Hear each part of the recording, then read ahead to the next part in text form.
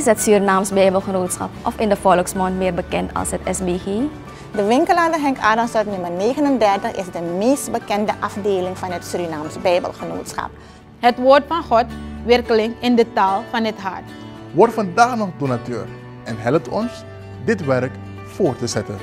God zegen u en tot de volgende aflevering van SBG Tori. Dit is SBG Tori. Een van de projecten die het Surinaams Bijbelgenootschap uitvoert is het SHE-project. SHE staat voor See, Hear and Experience God's Word in Your Own Language.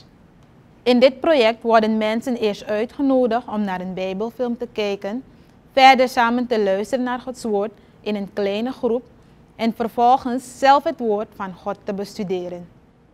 Het Woord van God wordt dus niet alleen in gedrukte vorm aangeboden, maar ook in audio- en beeldformaat voor hen die niet kunnen lezen of liever naar Gods Woord luisteren om een beter begrip te hebben.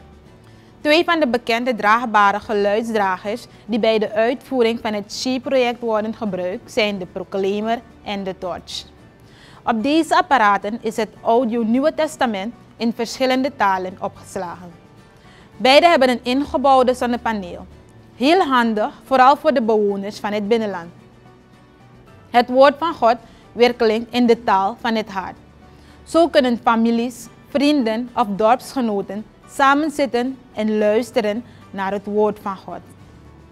In samenwerking met onze buitenlandse partners zijn verschillende Bijbelfilms vertaald in vele Surinaamse talen. Een bekend voorbeeld is de Jesus-film. No wasma lip na fasi fa libi. Gado krakti bevroko ine. Alip was santa libi. Anosondu. No wasma do den bigi wondru sa adu. Wilt u meer weten over het SHE-project of hoe u ons kan ondersteunen bij het uitvoeren van dit project? Dan kunt u contact met ons opnemen via een van onze platformen die u nu in beeld ziet. Tot slot wil ik u bedanken voor het kijken naar SBG Tori.